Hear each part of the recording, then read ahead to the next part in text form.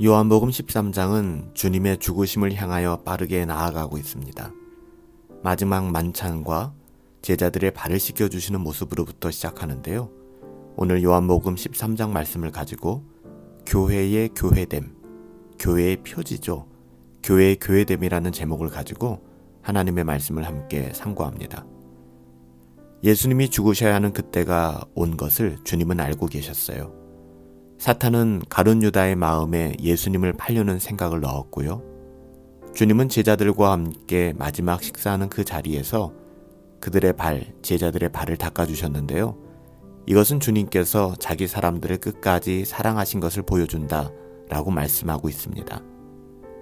사실 여러분들도 잘 아시는 것처럼 당시에 발을 씻겨주는 일은요, 가장 낮은 그런 종들이 하는 일이었거든요. 근데 예수님께서 친히 제자들의 발을 씻겨주셨습니다. 베드로가 거부했죠. 그럴만해요.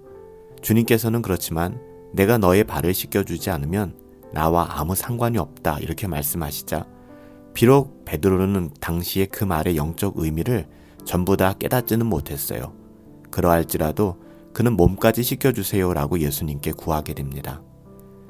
정제되어 있지는 않아요. 이 베드로의 고백들이. 그럼에도 불구하고 어떻게 보면 이러한 태도가 하나님의 말씀에 반응하는 최선의 방법인지도 모르겠어요. 우리가 다 이해하고 우리가 다 알아서가 아니죠. 주님의 말씀이기 때문에 우리는 아멘 할 수 있는 것이고요. 그 말씀에 우리의 생명까지 드릴 수 있는 거 아니겠습니까? 주님께서는 이미 목욕한 사람은 발만 닦으면 된다라고 10절에 말씀하셨어요. 여기서 목욕했다는 것이 중생과 칭의를 가리킨다면 발을 씻는 행위는 성도의 삶에서 날마다 회개를 통하여 이루어지는 성화를 의미하는 것이죠. 비록 제자들이 온몸이 깨끗하나 다는 아니다라고 주님 말씀하셨는데요. 뼈가 있는 말씀이죠. 이는 가룟 유다가 주님을 팔 것을 말씀하신 거예요. 주님은 여기서 당신의 죽음이 속죄의 죽음임을 분명히 가르쳐 주셨죠. 또 이것은 주님께서 모범을 보이심으로 말미암아 주님의 제자들이 어떻게 살아가야 하는지 그들이 할 바를 구체적으로 보여주신 거예요. 이 섬김의 핵심에는 복음이 있고 구원의 도리가 있는 거예요. 이어지는 이야기는 가룟 유다의 배신 사건이 18절부터 30절에 기록되어져 있죠. 주님은 11명의 택함을 받은 제자들과 가룟 유다를 구분하십니다. 주님은 배신이 있을 것을 시편 말씀을 통해서 제자들에게 말씀해 주셨죠. 시편 41편 9절을 인용하셨어요. 주님께서 제자들에게 말씀하시는 모든 이야기들의 의도는 제자들이 나중에 믿게 하시기 위하여 말씀하신 거예요. 비록 제자들은 지금 주님께서 하시는 말씀의 의미를 깨닫지 못하지만 나중에 믿음으로 나올 수 있는 길을 우리 주님이 열어주신 것이죠. 주님께서 떡 조각을 유다에게 주시자 사탄이 곧 유다에게 들어갔어요. 예수님을 파는 이 사건도 어떻게 보면 유다가 주도적으로 하는 것 같지만 그렇지 않아요. 예수님이 잡히시고 십자가에서 죽으시는 모든 사건의 결정권은 주님이 가지셨습니다. 모든 것은 주님께서 결정하셨어요. 유다가 자리를 떠나 나갔지만 밤이라고 이야기함으로 말미암아 그가 빛이 아닌 어두움을 선택했다라는 것을 시사하고 있죠.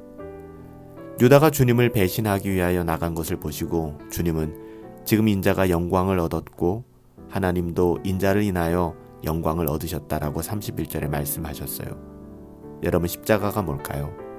십자가는요, 성자 하나님과 성부 하나님께서 영광을 받으시는 영광의 사건이에요. 성부와 성자의 영광은 언제나 함께하는 것입니다. 주님은 마지막으로 제자들에게 새 계명을 당부하시죠. 34절, 35절 굉장히 중요한 말씀이잖아요. 서로 사랑하라는 새 계명은 제자됨의 증거가 되고요. 선교의 동기가 되는 거예요. 선교 명령에 전도하는 동기가 되고 명령이 되는 것이죠. 이것이 없이 교회는 세워질 수가 없습니다. 어떤 교회가 참된 교회인가 하는 교회의 자기 증명은 말이 아니죠. 새로운 계명을 지킴으로 순종함으로써 그렇게 증거되어지는 거예요. 증명되어지는 거예요. 이 말씀 후에 주님은 베드로가 주님을 부인할 그것을 예언하시죠. 베드로는 새 계명보다 그 전에 주님이 말씀하셨던 이 말씀에 주목하여 어디로 가시는지를 묻습니다. 주님이 어디로 가시든지 내가 따라가겠습니다 라고 베드로가 항변하죠.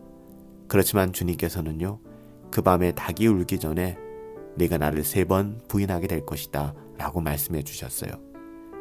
여러분, 오늘 말씀을 통해서 우리는 교회의 교회됨에 대해서 좀 돌아보았으면 좋겠어요. 교회의 교회됨이란 무엇일까요? 교회가 교회되기 위해서 우리는 무엇을 회복해야 하는 것일까요? 오늘 말씀을 통해 돌아보고 적용해 본다면 교회는 서로 사랑하는 그 새 계명을 실천함으로써 제자됨을 증명해 나가는 것입니다.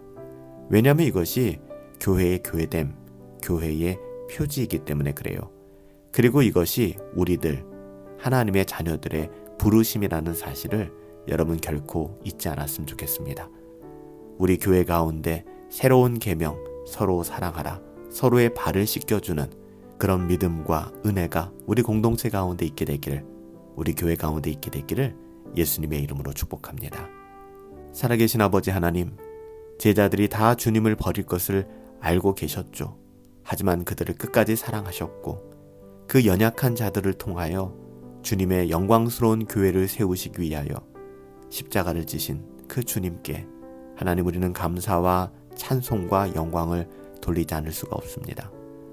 오늘도 저희 같은 연약한 자들을 통하여 능하고 영광스러운 영화로운 일들을 이루시는 아버지 하나님, 우리 주 예수 그리스도께서 하신 것처럼 우리 또한 주의 말씀에 온전히 순종하고 서로 사랑함으로써 주님의 교회가, 주의 몸된 교회가 올바르게 세워질 수 있도록 은혜를 더하여 주시옵소서.